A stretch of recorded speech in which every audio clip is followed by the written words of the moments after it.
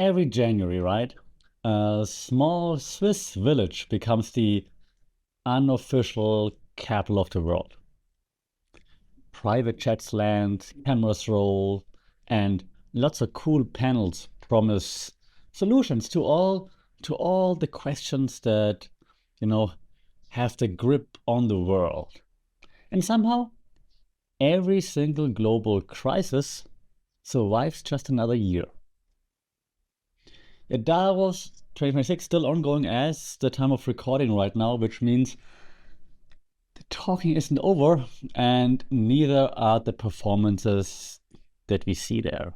Because, and you notice, Davos isn't where the world gets fixed, it's where power basically just explains itself.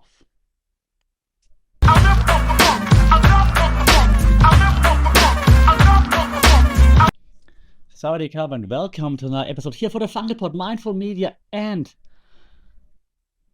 Political Power Performance Communication, mindful communication, which is something that would be cool to see at Davos. And as always, there's maybe like one or two people who try.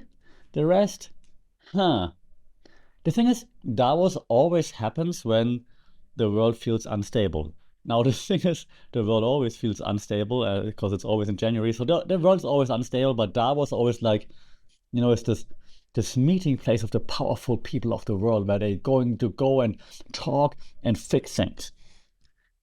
That's not coincidence, though. That's like, hey, there's something bad happening. We all meet in Davos to fix things. That's not coincidence, right? That's framing. That's purpose. That's positioning. Yeah, every brand, you know that probably, every brand needs a strong brand positioning, and the World Economic Forum positions itself as the place to bring all the powerful people together where they can just talk to each other and fix the world, make the world a better place for you and for me, and you know it. The thing is, though, when democratic legitimacy is like, I can't believe I'm saying this in 2026, but when democratic legitimacy is shaky, and that's a nice way of saying it, when it's shaky, elites that are shaking it, they're seeking control, visibility. Because as we know in media studies, right, visibility means power. If I can control who sees me and how people see me, I can control narratives. And the World Economic Forum is a great stage for exactly that. So Davos, functions as like this stabilizer of sorts. It's like, hey, look, we have the World Economic Forum. It's in neutral Switzerland. It's in Davos. And here we just talk to fix the problems that the world has. Who actually caused the problems? No one's asking that, right? And honestly, there are no decisions being made. There's no decision making there. The only thing that's being done is like reassurance is being given. Like it's reassurance making rather than decision making. And that's on purpose again, because when institutions, when they can't deliver certainty, what they do deliver is they deliver presence. We're here. Look at us. Performance. Rather than actual results. And I mean, it's great to have it, because what would be better to calm global anxiety like a panel in Switzerland titled "Rebuilding Trust." So now, after hating on Davos for the first 3 minutes of this podcast, just to make sure we're on the same page, right? and don't get me wrong, the initial idea. No, not the initial idea, because I think it's exactly what it was planned to be. The abstract idea of what it could be could, in theory, be a good idea. But what it actually is, it's access before outcomes, because you pay for access there, right? It's not a negotiating table. It's not like an even playing field. It's not. It's an exchange of prestige. If you're there, you shake hands with the powerful people. The powerful people get to know you. They see you. You're making deals. You're getting favors. You're handing out favors. That's what Davos is for. You don't win in Davos by passing laws and making the world better. You win by being seen as relevant, by being seen as someone that has power.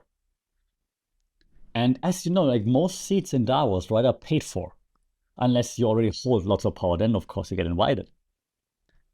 And media coverage of who's there and who's present and who's at a panel matters way more than what's actually being said in the rooms.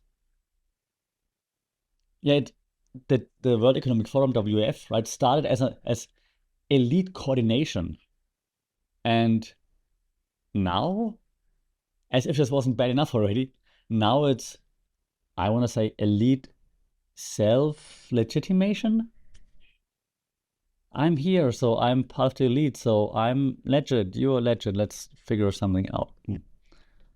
And we talked about this theory before. As you know, always a few theories here on the podcast. We talked about Bourdieu before, if you remember that. We talked about cultural capital before on the podcast. And Davos is a prime example for cultural capital. Davos converts money, and from money you receive access. So it converts money to access to symbolic authority because, hey, well, you're in Davos, you must be somewhat important. Otherwise, you wouldn't be there. Money, right? So that's basically what they do. That's the whole concept of the World Economic Forum. Now, if you think about that, is that really global governance? Money, access, power? Is that global governance? Is that how governance is supposed to work? It's LinkedIn on steroids. It's global networking with better catering. It's like an invite-only LinkedIn, or it's a LinkedIn with like X like sign-up fees to get your important badge. That's what it is.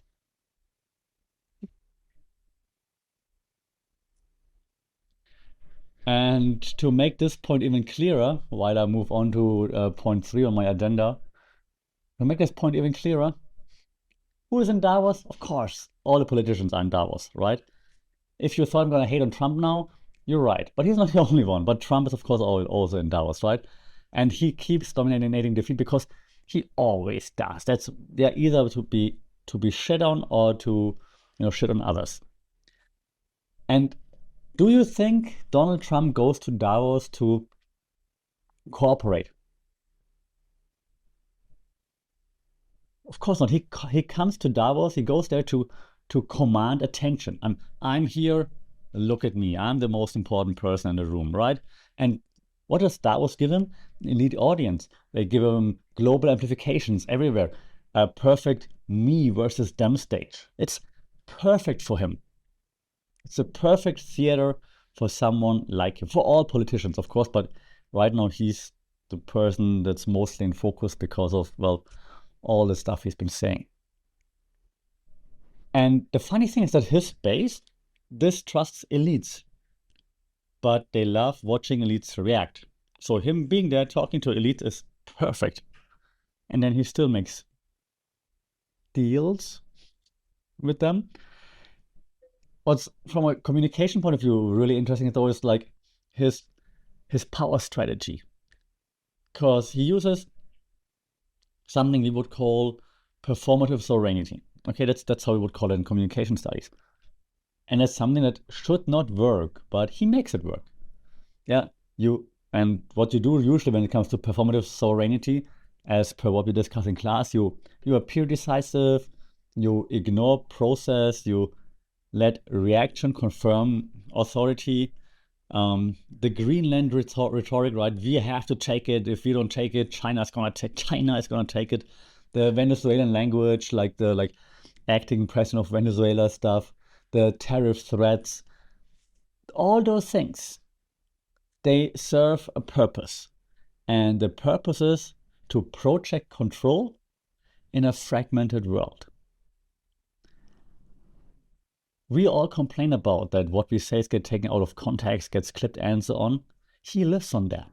He doesn't want a 3-hour speech to be shown like in like a whole 3-hour thing. He just wants the highlight clips. That's why he can say things like acting president of Venezuela. That's why he can say like they call the WEF, they called me daddy, and things like this, because those short clips resonate with the audience that he's playing to. And that's how it works. So this performative serenity shouldn't work, but he makes it work. Yeah, all this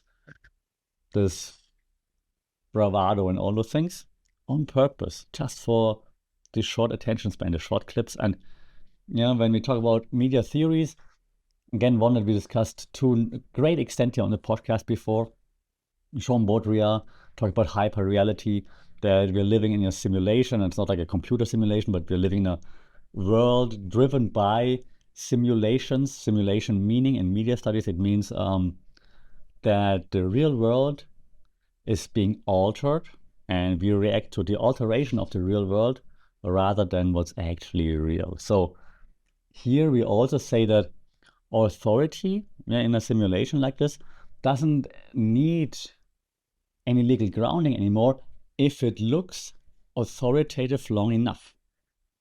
So if something looks like it is authoritative, like it is legal, even though it is not, for long enough, we will accept it as the rule, as authority, and act as if it was legal. Okay? And Trump, he doesn't need Davos approval for anything. Just to reflect or to have the simulation of authority, he needs Davos as a mirror. And that's exactly what it is, and that's exactly what he is using it for. But like I said, he's not the only one there, right? Lots of European politicians. German Chancellor was there, Friedrich Merz. Macron with his sunglasses that made the sunglass corporation stocks shooting through the roof, was there. And they do say a few things that sound right at times, but still feel pretty weak. Because what Europe does, most European leaders, right? So I'm just going to throw them all together right now because I can't go through country by country. But what lots of European leaders do is they focus on rules. Very German, for example, but very European. They focus on rules, corporations, institutions. We have to stick together. Europe has to be together. The message is consistent. Yeah? The problem is it's consistency in messaging, but there's no leverage behind it. Yeah, Europe speaks very often as if the old order still exists. And I know. So, some like Macron and especially the Canadian Prime Minister, they mentioned like that the old order cannot come back. But that's just few and far in between. And the way they say it and the way they act afterwards is still like, hey, we still want to make it work with the US. Yeah, so the world's moving on, and as you can see, big power players try to have like a big grip on everything, and Europe's like, oh no, maybe they don't mean it. Nah, they're not gonna do that. We gonna play ball with them. Yeah. And I'm no political expert, clearly, right? I'm just analyzing the communication. Okay, so from a communications point of view, especially if you're listening to Mark Rutte, I don't know how you will pronounce him. I mean, oh God. From a communications point of view, that's just terrible. I mean, he does everything in his power to appease Trump, sure, but do you want this from the NATO speaker, NATO chief of whatever he is, right? Eh. So the thing is, right now, communication-wise, right, Europe is stuck between the US, which is like very unilateral, China's very long-term pragmatism, right? They're all about like the long-term goal plans, and of course internal European fragmentation. Because then we're not even on the same page. So Europe performs moral authority, which is good, sure. You need moral authority, but they perform it rather than focusing on strategic power, which would actually be helpful to them. Well, like the theory here would be like also one we discussed before, Jürgen Habermas, public sphere. We talked about this. Of course, we have to mention when we talk politics, right? Habermas talks about how rational discourse is being held in public spheres. Back then in public places, now in forums, online, at the WF, and so on. And yeah, and In theory, rational discourse would assume that there's equal power on each side of the discourse, but it doesn't exist any longer. The power hasn't shifted. It's been shifted for a long time, but the power has never been equal, and the power is going or growing apart further and further. And so it's kind of like Europe is giving TED Talks like, hey, we should do this and we should do that, while others move troops and tariffs. And Europe's like, we're gonna stand up for what is right. Ooh, wow. Hey, what you doing? That's kind of how it feels from a communications point of view. Okay. And that said, yeah, we also have to discuss a little bit, like, of course, like how the Ukraine was represented in Davos, like how Zelensky came across. Because Zelensky, and again, it's not a political podcast. I'm not a Zelensky fanboy or whatever. And my private opinion might be different too, or might surprise you. But from a communications point of view, he basically said like, hey, yo, Europe, what's up? Europe always talks a lot, basically what I just said, but doesn't act a lot. Also what I just said. He said, last year I was here, we talked about we have to do something. 1 year has passed, nothing has been done. I summarize his speech, right? So he uses Davos, WEF, right now to pressure Europe very directly. He says like, America takes out Maduro. Yeah, cool. They say this guy criminal, take him out. Europe doesn't do anything about Putin. That's what he said. Of course, apples, oranges, understood, but he's trying to pressure Europe with like how he communicates. Okay, why? Because like apparently private diplomacy has stalled. Didn't get him anywhere. We're like talking privately in closed rooms. Didn't get him where he believes they should be. So now he's using the public sphere for that. He says Ukraine doesn't need more sympathy, it needs commitments. That's basically what he said. And so what he's doing and in Davos right now, he's using Davos as a moral amplifier right now. So he's trying to say, okay, yeah, all the institutions here right now that could help us, they're frozen. They freeze. So I'm gonna use this for what I can use it for. I'm trying to amplify my voice right now. He very well knows, or at least his team also knows, that amplification does not equal action though. But he's like, well, I haven't seen any action, so the least I can do is probably trying to amplify my voice right now and get it out in the news channels and so on. You know, what we see here, I'm looking like Guy Debord's Society of the Spectacle theory, right? Is that appearing to care, what Europe does very well, replaces doing something. Yeah, so we are kind of like faking being part of the spectacle. We're watching it all unfold. Like, oh no, that's terrible. Someone should do something. Why is no one doing anything? That's Europe's part in all of this. And again, yeah, just to make sure, and I don't want to apologize all the time, but not a political podcast, communications podcast. From a political point of view, I do understand it's very difficult to move troops or whatever. Get it? I get it. From a communications point of view, that's how it feels though, okay? And every time when we say at the WF, someone says, we should do something about this, then the applause is loud, and the policy follow-up is non-existent, very silent. And this leads me to the real pattern, right? Where we're coming to almost a close here of today's episode. Permission is basically a global currency now. Because Davos is not about censoring anyone, it's more about who's allowed to speak seriously. There are certain narratives that are being pushed via WF, they are called responsible. Others are quietly excluded. Like, no one's going to talk about this. We don't want to hear about that. We just don't have any stage. We don't have any forum for it. We don't have any space for it. And if the wrong person says the right thing, it also doesn't travel because, hey, there's no stage for you. So if you look at this from a media point of view, right, in this fragmented media world, just being right, yeah, having truth on your side isn't enough. Permission to speak in the right places, on the right stages, determines visibility, determines power. And we talked about this in the very last podcast. We talked about a theory called psychopolitics. by Byung-Chul Han, right? So we said, okay, power works in that way that, um, yeah, it shapes what feels sayable, but not by banning speech. So not by actively censoring, but by making you feel like what can you say or what should you say so that you are being allowed to reach a wider audience. Basically, what can I say so that the WEF puts me on a stage? That's what you think there. What can I say so people applaud me at the WEF? Which then brings me also to my own theory, which will be available soon. Reality in Beta. Sign up right now under realityinbeta.com, so you get the notification when it drops, aiming around May.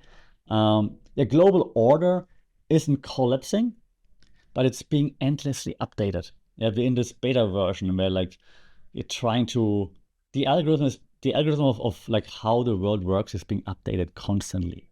And we're adjusting, because if you're not adjusting, you might not be heard. And that's the real problem. I mean, welcome to geopolitics, basically, now moderated by or for brand safety. That's more, is it geopolitics or is it branding?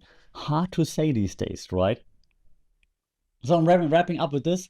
There's enough WF talk for now because you will own nothing and you will feel happy. Own this podcast episode by downloading it now. Power today. Power today. Visibility is power. Yeah. Power is also very, very, very performative. If you don't perform, do you really have power if no one sees that you have power? And power is permission based. Who gives you the stage to perform your power?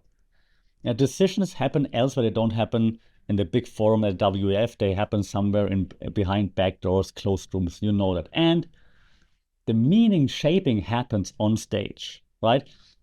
Meaning happens based on performance. So Davos doesn't show us where the world's heading towards, doesn't show us where the world is going. It shows us who's still allowed to narrate the journey. So that's it for this week's episode. As always, keep your guard up. Don't confuse prestige with truth. And I see you in the next episode. Sawadee Cup.